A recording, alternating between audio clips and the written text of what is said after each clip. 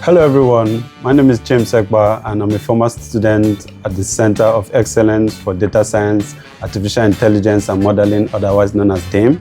And currently I'm working as a research assistant in Artificial Intelligence for Systematic Reviewing at the Center of Addiction and Mental Health Research, otherwise known as CAMHR, here at the University of Hull. We're here for another episode of the Project Spotlight series, and with me today is Joseph, and I'll let him introduce himself. Hi guys, my name is Joseph Ogbole. I'm also a recent graduate of AI and Data Science from DAME, and I've been invited to speak about my project today.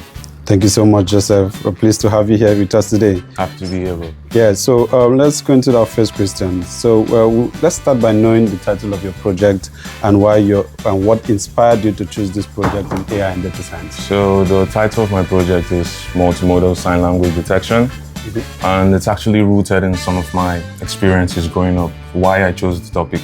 Because growing up, I used to have classmates that had issues with their hearing. Yeah. Some of them were deaf. Wow. And I saw how they struggled to tag along with us in class. And then getting to the point where I have this experience in artificial intelligence and data science put me in a position where I could actually do something about that, you know. So my project, my primary motivation is AI for good, AI for inclusivity, and AI for social impact. So interesting. Yeah, that's very interesting. So let's move to the next question, which is a brief overview of the project and its aims and objective. I know you have touched this in the previous question, but let's give us a brief overview of the project. Okay, so Hello, I'm Dr. Daniel Farrow here at the Center of Excellence for Data Science, AI and Modeling at the University of Hull. AI is changing the way that big organizations operate, and that's why we're really excited to be launching a new MSc this January, Artificial Intelligence for Business. Alongside the same great content that we teach in all of our MScs, like Python programming and data science, we have two bespoke modules for this MSc about how to use AI and data in a business context. In AI for Marketing and Sales, our first bespoke module, you'll learn things like how to use chatbots for customer engagement, how to do dynamic pricing. You'll learn about an important concept called customer segmentation. You'll learn about recommendation engines, and you'll also learn advanced topics like sentiment analysis and natural language processing. In the other bespoke module, Big Data for Business, you'll learn an introduction to big data, a key thing in business. You'll learn exploratory and causal analytics, different platforms for storing big data in business, data mining and web scraping, applications of big data in business, and also time series analysis for business contexts. In your third trimester, you'll get to do an original project under the supervision of one of our members of staff. This course is open to a wide variety of people from different backgrounds. You don't necessarily need a science degree as a conversion course, where the ideal option for people who are looking for a career change, for example. Please, we're really looking forward to you joining us in this £4.5 million teaching facility here in the DAME Lab. And I'd also like to highlight that our teaching was rated gold in the last Teaching Excellence Framework 2023. If you have any more questions or want specific information about the entry requirements for this course, then I would recommend you check out the website. Start with the aim and the objective of the project. So, as I mentioned, there are deaf people, over millions in the world, and they struggle with communication. So the aim of my project is to build a system that can make that interactive end-to-end conversation smooth between deaf people and non-deaf people. Imagine if that could be possible. Imagine you were deaf and I wasn't, and we had to communicate. If I didn't know sign language, how would we make that happen? It would be almost impossible. So the goal of my project was to build a system that could break that barrier between deaf people and non-deaf people. So I built a multimodal sign language system that combines both RGB points and key points based on pose-based systems. So yeah, that's what we did. Thank you so much. Thank you so much. So let's talk about the technical aspect as well. So what specific AI and data science techniques did you use in this project, and why did you use them? So the approach I used for the project was a very comparative one. So while I had my goal in mind, I also needed to do a lot of comparative analysis to know which models and which techniques to use. What's best, yeah. So like I said, the project combines two streams. It uses both RGB and post-based key points because RGB has its own issues. Like it's very sensitive to lighting, it's very sensitive to background noise, but it captures fine details. Key points, on the other hand, does not capture fine details, but is very robust when it comes to background noise. So my thought was, how could I combine the strengths from these two streams to produce a more robust and reliable system?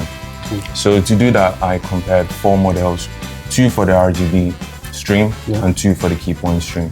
For the RGB stream, I used the Resonate 18 backbone combined with the transformer and the temporal CNN. So why I used the transformer was because of its self-attention module. So it makes it very reliable when it comes to predicting sequential data. So, you know, RGB, the frames in RGB are sequential, so that was why I used transformer. And for the key point, I also used a transformer head as well. Yeah, so while I did that, there was a module that involved like fusing those 2 models, the RGB and the key point. To make that happen, I used calibrated fusion. So what that does is it takes the softmax function for prediction and it adds a new mathematical term to it, T. So what T does, it calibrates the stream for key points and that for RGB, so that the predictions from one stream does not overpower the prediction for the other. So it sort of like balances the predictions. So yeah. That's great. But I'm just to follow up questions, you know, putting this all together, this is a lot of technicalities, right, to understand. And putting all this together, how does it come together to aiding the individual who is deaf, you know? So is it that you build an assistant, a virtual assistant? What we've talked about now is the model side of things. So to make this system truly interactive, we have to integrate it to systems like phones. We have to integrate it to systems like smart glasses. We have to integrate it with systems like TV and broadcasting, so that when people communicate, like, it's a good thing you have your glasses on now. Imagine I did something in sign language. When we integrate the system to your glass will translate what I just signed to you in text, in whatever language you speak, whatever language you set it to. So that's another beautiful facet of the project we are working on, multi-platform integration. So we aren't just going to integrate it to, or leave it as a basic model. We're actually going to integrate it to systems like smart glasses, like we've mentioned, your phone, so that you could have end-to-end conversation with someone that is that in real time. So and then that's what translated in text, and you could read it and understand what the person is talking about. That's another thing, multimodality. We're talking text, we're talking speech, and we're talking signs. So there's a lot of facets to the project. That's what makes it beautiful. That's very interesting. So yeah, let's move on to the next question. You know, every project has its own hurdles, right? And there would have been a lot of challenges you would have gone through in terms of, you know, your analysis and even data gathering. So I would like to know, what are the challenges you faced during this project and how did you overcome them? The singular most important challenge we faced during this project was data collection. Always a challenge. Yeah. And for a project like this, data collection will be a challenge. Yeah. So it's a very complex project, because to translate sign, you need to not only capture the signs the people are making, you need to capture the language as well, and you need to capture transition. When people sign from one transition to the other, you need to be able to capture those nuances. And unlike spoken language, there is a lot of nuances that goes into sign language. Sometimes a word can have context and understanding. Exactly.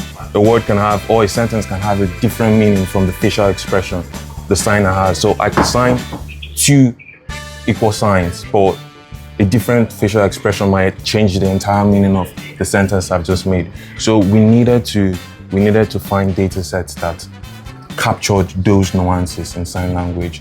So what made that possible for us to do was to gather data from different sources. We got the WLASL data set, we got the how to sign data set, and we incorporated all of them to be able to make this possible. So that's very interesting. Yeah.